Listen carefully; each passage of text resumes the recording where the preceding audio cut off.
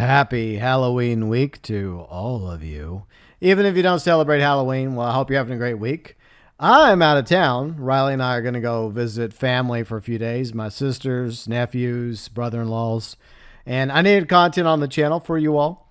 One of the videos I made was this one, Halloween 2018 Trilogy Thoughts, now that all three movies are out. Halloween 2018, last year was Halloween Kills, and a week or two ago, Halloween Ends came out.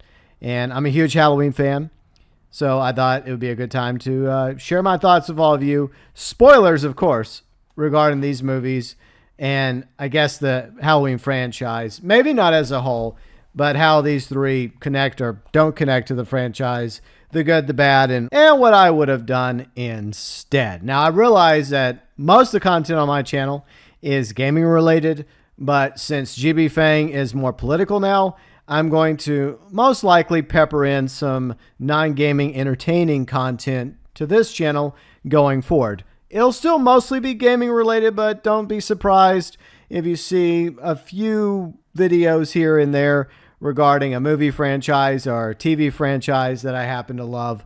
That's probably going to happen in the future, but hopefully you'll enjoy that content as well. So let's talk about the Halloween 2018 trilogy. Now, a few of us did have a few discussions in our Discord following Halloween Ends, which aired in theaters. I think it's still in theaters, and it also was on Peacock. And Riley and I watched it on Peacock along with Halloween Kills last year. And for the record, we're both glad that we watched Kills and Ends on our couch via Peacock instead of going to the theater. Now, we love going to the theater, even though it's a bit expensive, getting the tickets, getting the concessions, all that jazz, sitting through countless trailers for at least 30, 45 minutes before your movie starts. But I'm going to be honest, overall, I was not a fan of the Halloween 2018 trilogy. I think the first movie was all right, but there's some things that I disagreed with when it came to their decisions. For one thing, they retconned most of the other Halloween movies. Halloween 2, 4, 5, Curse, and H2O, Resurrection, Trick or Treat Motherfucker. Obviously, that got retconned as well. Some people may say that's for the best. But let's just stick with Halloween 2, because this is the one I really wish was not retconned. Mainly because the first 1978 Halloween movie and Halloween 2 go so well together. I feel like they fit, kind of like Red Dead Redemption 1 and 2. Now, I realize how Halloween 2 ends, an explosion, allegedly killing both Loomis as well as Michael, even though they're both still alive in the events of Halloween 4. But the Thorn trilogy is also retcon, which included Jamie, Laurie's surviving daughter. Now, I wish that a version of Jamie, played by Danielle Harris, was in this new trilogy. I think that I would have warmed up to the new trilogy a bit more if Laurie had two daughters. Was the other daughter Karen, I think, and like Karen and Jamie, and that would have been cool. But unfortunately, this version of Laurie doesn't have Jamie as a daughter. Now, she did have a son in H2O, but the Halloween timeline is just a mess, to be honest. And there's always a debate about which version of the timeline is canon and which is not. Most people consider Halloween 3 to be its own thing, and we're not going to talk about the Rob Zombie movies. We'll just stick with the Halloween films from the original Halloween 2, 4, 5, and these three, i.e. the Halloween 2018 trilogy. I'll start off with the good. I feel like there were some great performances by the main cast as well as the supporting cast. Jamie Lee Curtis was great as Laurie Strode. James Jude Courtney and Nick Castle were awesome as Michael Myers. It was mostly James Jude Courtney playing Michael. You had Nick Castle there because I think he was the original Michael or one of the original Michaels. There were some amazing brutal kills that happened throughout all three films. The opening credits, the theme, the score by John Carpenter is really good. And I know it wasn't just John Carpenter. It was his son and I think somebody else involved. The score was really good for all three movies, for the most part. But the opening credits for all three were amazing. I think Halloween 2018 is still my favorite. I think it goes up there with the original two when it comes to the opening. Like, you got Halloween, then you got Halloween 2, And then you have Halloween 2018. And then you got Halloween Kills, which was okay. And I liked the way they did both Halloween Kills and Halloween Ends opening credit. But I don't know why they went with a different color for Halloween Ends. They went with like a blue color for the font in the opening credits. I wish they would have just stuck with like orange, but okay. But the whole pumpkin scenes were pretty cool with the different pumpkins burning and on fire in Halloween Kills. I think it was meant to represent all the Halloween movies in the franchise, or all the Halloween movies that have been made, even though most of them are no longer canon. And then the way they did the jack-o'-lanterns in Halloween Ends, with one coming out of the other, until at the end you just had a pumpkin representing, quote-unquote, the shape, how anybody is capable of being evil. And then, of course, the masks of the shape, a.k.a. Michael Myers, were really good in Halloween 2018 Kills as well as Ends. Definitely way better than some of the masks we got from like Halloween 4 or 5, H2O, Curse. Yeah, those masks are not as good, especially compared to the original William Shatner mask from Halloween 1978 and Halloween 2. Now, I don't think this is the worst trilogy ever. I think the Star Wars sequel trilogy is still way, way worse by comparison, but that's a completely different video. If you're interested, I'll link that below in the description section. At least this had kind of a vision from start to finish, from 2018 to Kills to Ends, and it was by basically the same team. But let's get into the bad. Trying to make a viable trilogy out of the 2018 movie. Okay, so in this timeline of Halloween 2018 trilogy, Halloween 78 happens, but the big difference is Michael is shot by Loomis. He escapes, but he's arrested, I guess, a few minutes later by Haddonfield police, including Loomis, who wants to kill him, but they stop Loomis from killing Michael. In other words, the events of Halloween 2 never occur in this new timeline. So from 1978 to 2018, Michael Myers has been confined to Smith's Grove. And at this point, he's older. I think he's upper 60s, maybe 70s. He's a little bit older than Laurie, obviously. So Laurie's also a lot older now than she was back in 1978. Now, I don't have a problem with this event having a long-term negative psychological effect on Laurie. She lost a few of her friends. She nearly got killed herself. But 40 years have passed since that terrible night. And I guess that was one thing I agreed with when it came with H2O. That version of Laurie still haunted by the events of Halloween 1. And I think also Halloween 2. She basically faked her death and changed her name and moved across the country to California, tried to start over, and had a son. Now, I think in the H2O timeline, Jamie does not exist either. So in all three timelines, Laurie has a kid. In the sequel timeline, aka the Thorn Trilogy, Jamie's her kid. And then her son in the H2O timeline, which is just H2O in Resurrection, after the events of Halloween 1 and 2. And then we have Karen and the granddaughter. But over the past 40 years, Laurie's had some serious mental issues. She's an outsider when it comes to the people of Haddonfield. Apparently, she did end up with somebody because she had at least one daughter. They never really talk about the father, Laurie's husband or lover. Like, he's not even mentioned at all in the events of Halloween 2018 Kills or Ends. But obviously, Laurie does have a daughter, and she has a granddaughter, but she's kind of distant from them. She lives on a property outside of town, kind of fortified, secure, and she's been setting up the house with booby traps, waiting patiently for the day Michael breaks out of Smith's Grove to finish what he started back in 1978. She's also gotten better at combat when it comes to using guns, as well as hand-to-hand combat. Kind of like Sarah Connor in Terminator 2. Ultimately, Michael does manage to break out of Smith's Grove once again with the help of his psychologist. Several people are killed, including a sheriff deputy who doesn't get killed. He gets retconned in Kills, where he wasn't actually killed by the psychiatrist. A lot of people die, but Laurie and her daughter managed to trap Michael down in the basement where there's gas, and they set the house ablaze in order to burn Michael alive. So that's how Halloween 2018 ends, which might have been for the best. But as we all know, these franchises love to have sequels and trilogies. Even after first watching Halloween 2018, I knew they had plans for sequels. I think that was already apparent by, Blumhouse. I think they'd already talked about that they were going to make 3 movies out of this. But even if you would have just gone in and watched 2018 with no knowledge of their plans for sequels, it's set up to where Michael was most likely going to escape, because you don't actually see Michael die at the end of Halloween 2018. Halloween Kills takes place also in 2018, side by side with the events of Halloween 2018. So it's very similar to the first 2 films where they take place the same night. Halloween 2, even though Halloween 2 is retconned in this current timeline. Michael is way more brutal. He kills a lot more people, including a whole bunch of firefighters. Then he kills this old couple, but he doesn't kill the old lady because she ends up being Halloween Ends, even though it looks like she's dead.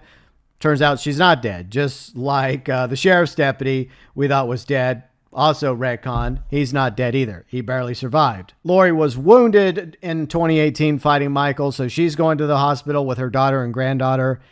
And she's not really in most of the movie, along with the sheriff deputy. They're both kind of like in the same hospital room recovering. Mob mentality has started to get the better of the town of Haddonfield.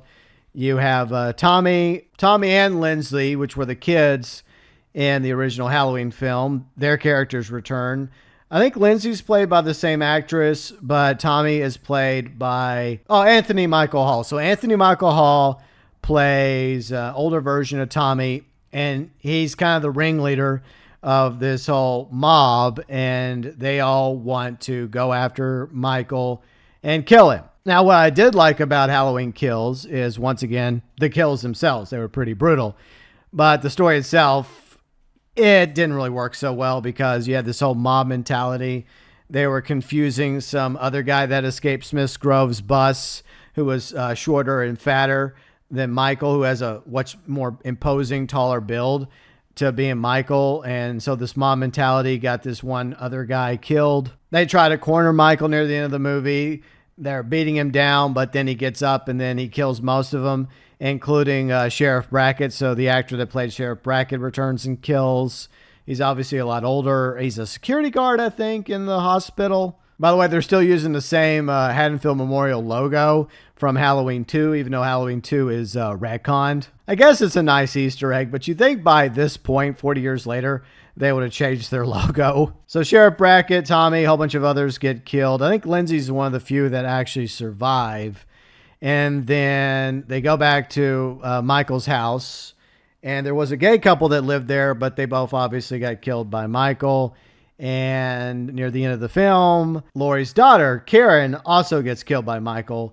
And that's where the movie ends. So it's just Laurie and Laurie's granddaughter, her son-in-law, and her daughter are both dead, along with all these other people. I wasn't really impressed with Halloween Kills. I think that Halloween 2018 definitely was the better of the two. And it's also the best movie in this trilogy, because Halloween Ends is at the same level at Kills, and maybe even worse in some ways, and better. At the end of Halloween Kills, after Laurie's daughter is killed by Michael, he just finishes. This 60-something-year-old guy, or early 70s, he just vanishes into the night. Now, what I don't understand is, after all these people were killed, from both movies, in fact, you have a dangerous escaped mental patient that killed a few people back in the 78 and killed a few more people in 2018, you think that you would have had not just local law enforcement, but state and federal agencies called in to search Haddonfield, which is supposed to be a small town, with a fine-tooth comb. You think they would have brought in technology like fingerprints and infrared and night vision goggles, drones, bloodhounds, in order to locate and find out where Michael Myers went into hiding.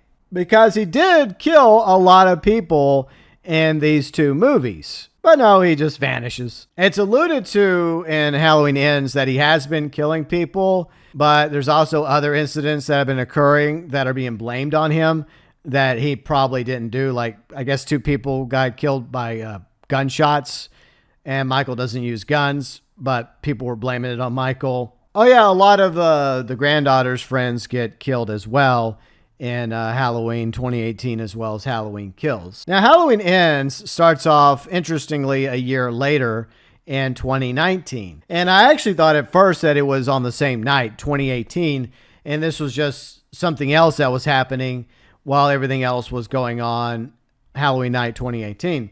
But it was a year later. The first red flag is, why would this small town of Haddonfield even have a Halloween a year after a whole bunch of people were brutally murdered by some guy in a mask that was never caught? Halloween wouldn't really be a thing the following year, and probably for a few years to come in the town of Haddonfield. But still, Haddonfield's like, nah, we're still going to have Halloween. We're still going to have a good time and put on masks and go to parties and trick or treat, even though a year ago a whole bunch of people were murdered. So you have this rich couple because they live in a really nice house.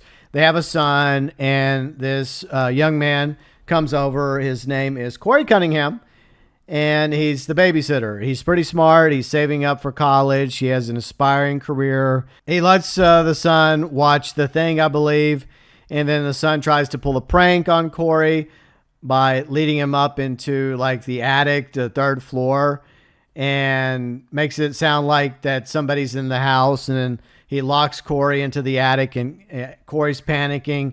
And on the other side of the door, the boy, I guess he's a spoiled little shit, starts acting like the boogeyman's coming. The boogeyman's coming to get you, Corey. Bear in mind, this is like I think a 10-year-old boy, or maybe a little bit younger, taunting this teenager, like 17, 18-year-old. And so Corey's panicking. He's trying to bang this door open to the attic.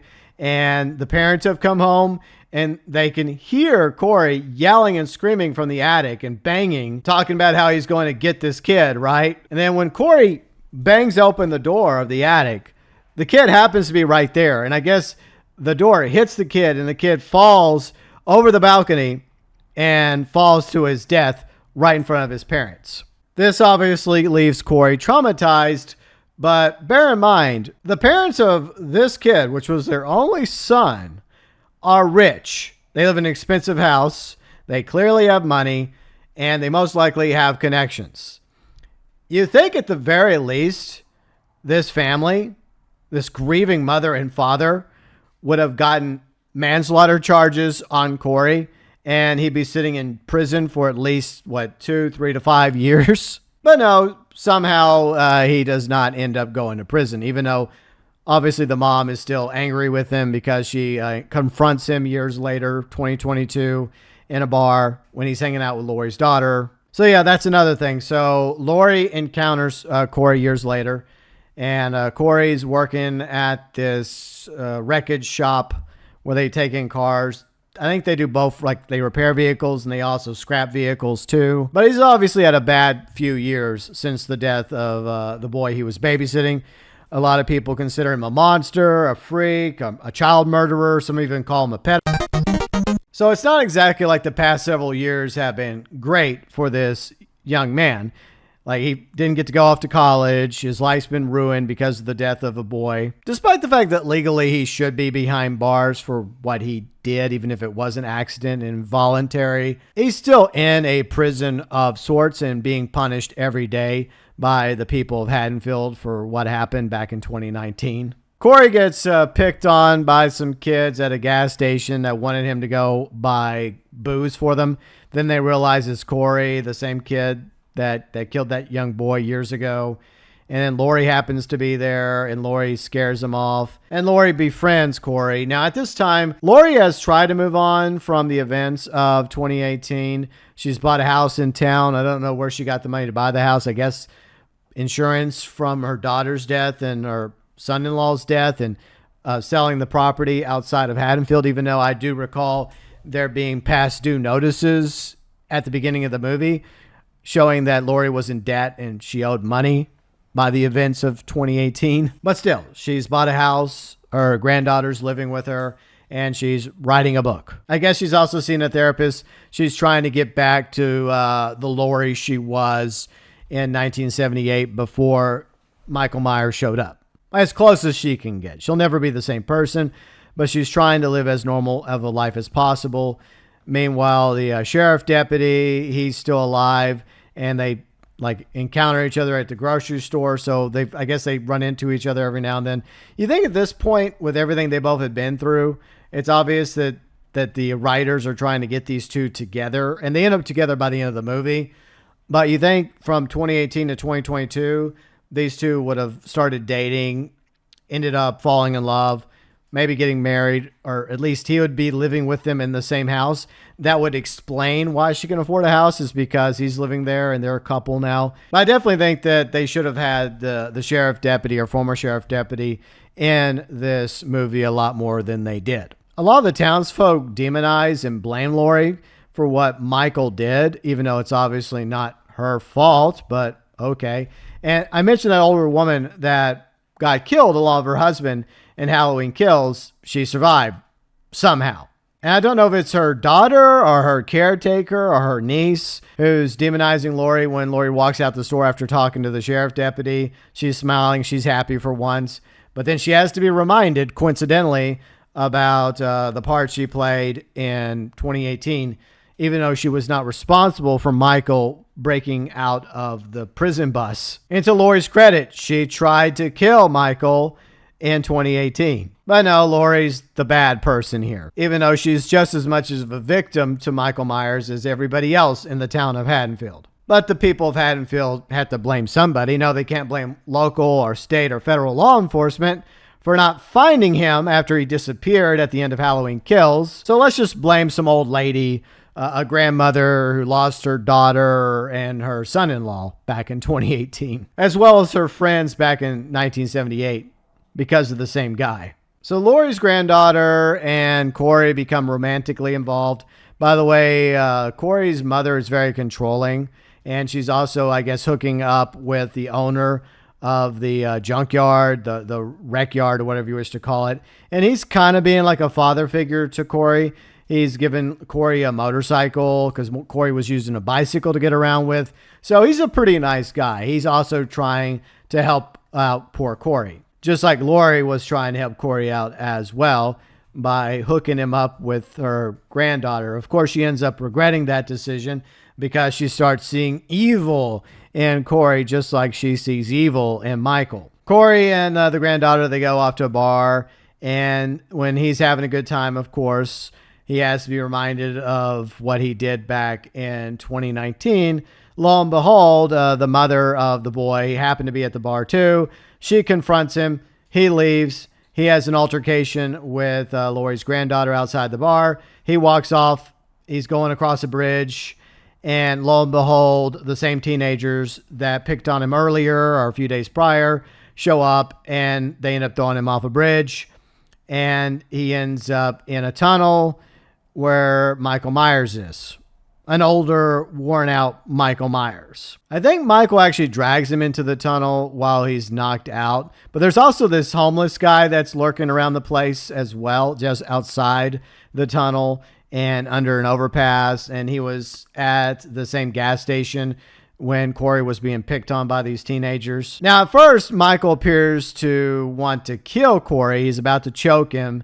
But then Corey and him have this moment where Michael looks into Corey's eyes. What I think they were trying to do in this scene was make Michael realize that Corey also has evil in him, and they're not so different in a way. Some sort of bonding happens between Michael and Corey. I guess Michael realizes that Corey is also a monster just like he is. And so he lets Corey live. Lori's granddaughter also has this other sheriff deputy, a younger sheriff deputy, not the one that's interested in Lori, but this other sheriff deputy fancies Lori's granddaughter, but she doesn't feel the same way. The younger sheriff deputy and Corey get into an altercation at a cafe. The younger sheriff deputy, while he's off duty, stalks Corey back to the overpass, back to the tunnel where Michael's lair is.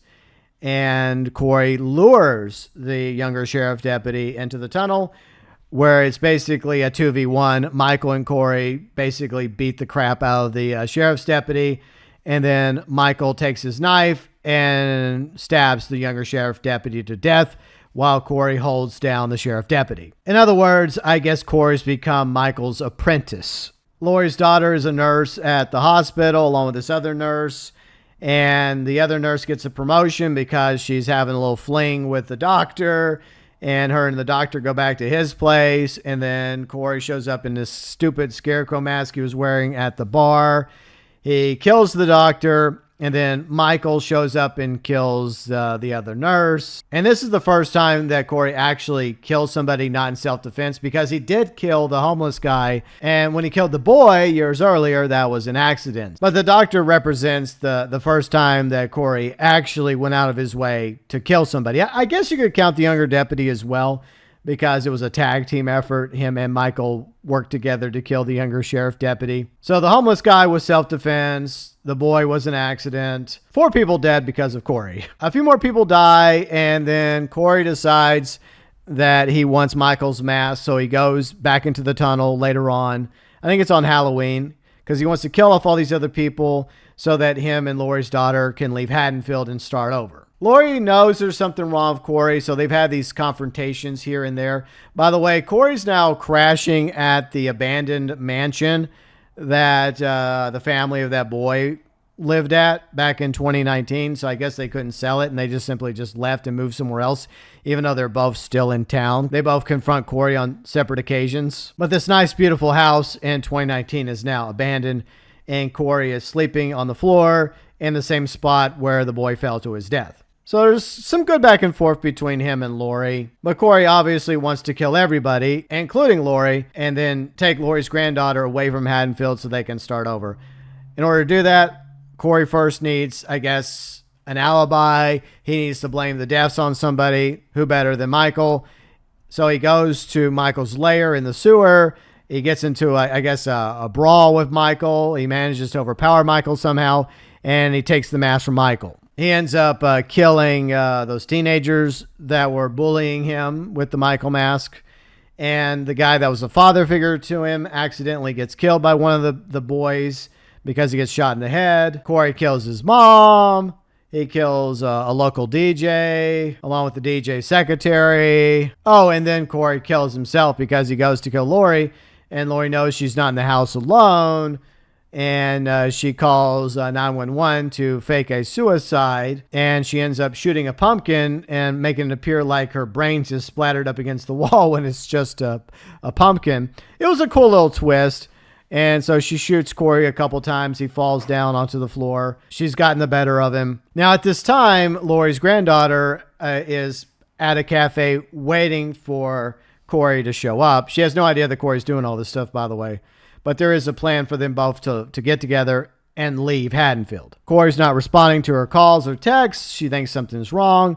So she heads back to Lori's house, where she arrives just in time to see Corey stab himself. Actually, no, she arrives just in time to see Lori pulling the kitchen knife out of Corey's neck, because Corey said, "If I can't have your granddaughter, nobody can." And so he just takes the knife and stabs himself in the neck. And that way, when she's pulling the knife out, her granddaughter thinks that Lori's the one that killed Corey, even though Corey's dressed up like Michael Myers and has Michael Myers' mask. So Lori's granddaughter leaves, and then Lori's all distraught right now. She's used all the bullets in her revolver. And then lo and behold, guess who shows up at the end? Michael.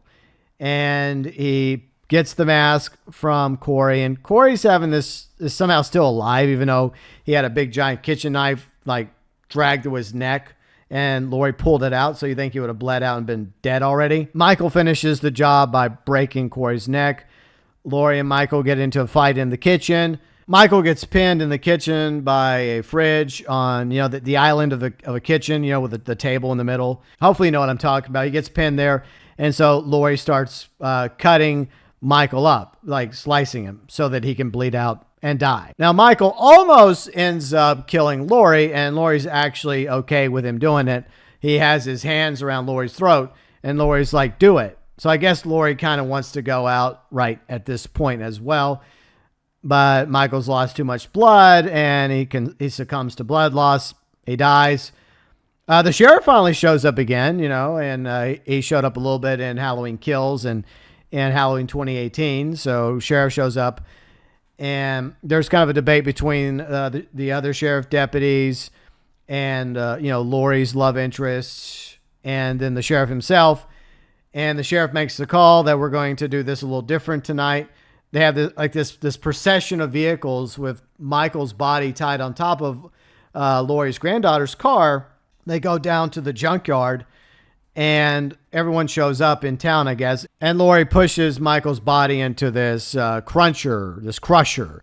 So his body gets all smashed up. But she keeps the mask, though. I guess it's nice to have a souvenir. There were themes about Halloween Ends that I thought were okay. The whole idea that anybody can be evil, that we have to fight evil externally and internally. That was all right.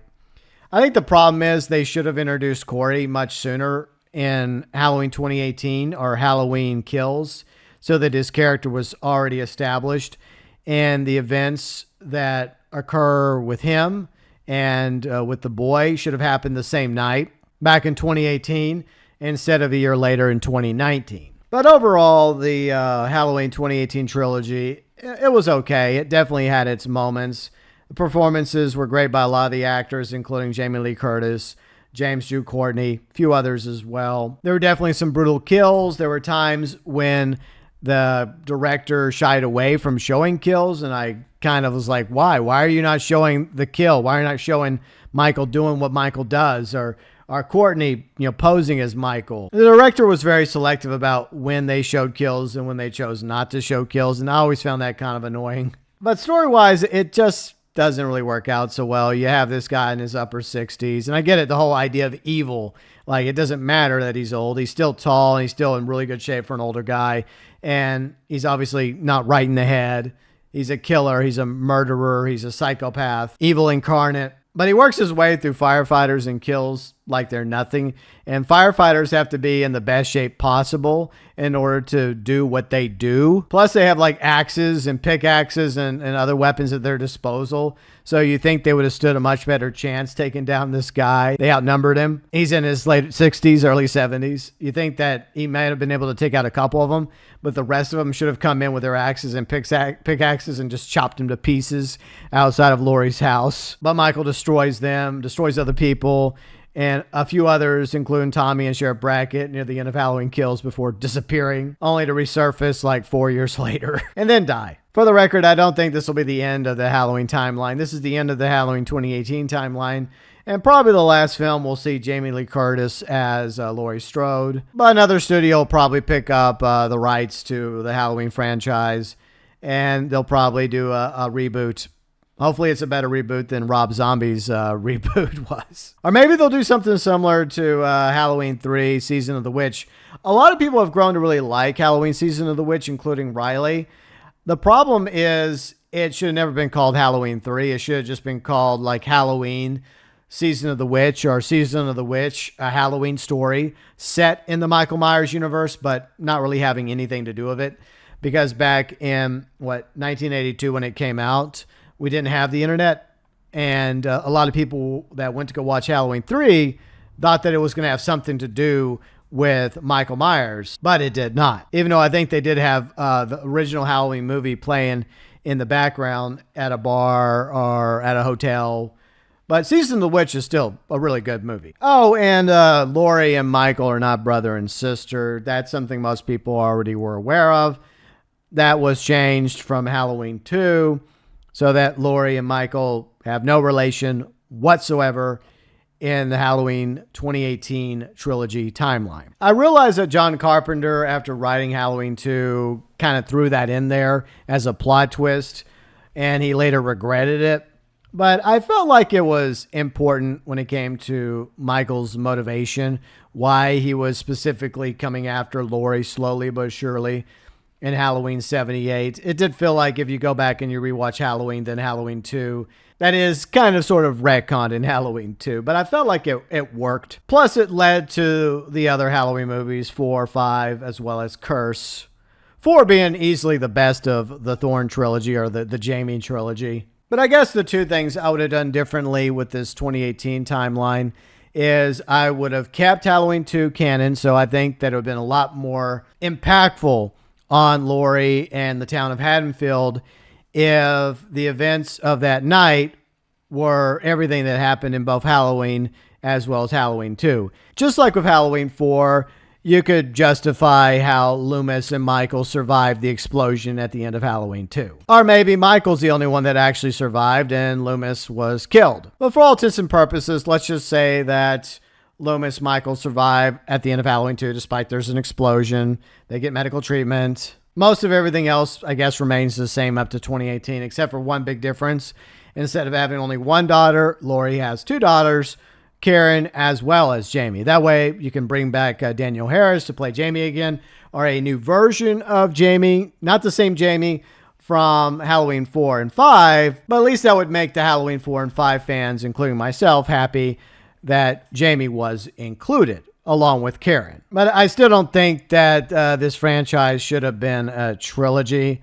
I think they could have just knocked it out in 2 movies and have it to where Michael, okay, he escapes Laurie's house. And then he goes on a killing spree. But in the end, they still stop him that night, 40 years later, even though he's killed all these people. Because that time jump from 2018 to 2022 is just really weird. So all this time, Michael's just lurking in the sewer in Haddonfield, and he occasionally kills people here and there. Bear in mind, this is 4 years later. He's 4 years older now than he was in Halloween 2018 and Halloween Kills. He's living in a sewer. His health has got to be deteriorating from those conditions. But I'm sure the stray dog population isn't really a problem in Haddonfield since that's his favorite delicacy. Now, do I want there to be a reboot to the Halloween franchise? No. I'm tired of reboots and remakes. I just want new content, new franchises, new IPs. But that won't stop some other studio from trying now, won't it? But Halloween is a money-making horror franchise, iconic thanks to John Carpenter and everyone involved in the first movie, and the success of Halloween 2018, along with Halloween Kills and Halloween Ends. It kind of makes me wish that Halloween 3, Season of the Witch, would have been a box office smash hit success, because I think going in the anthology direction that John Carpenter originally wanted to go with Halloween would have worked a lot better, and just have different stories.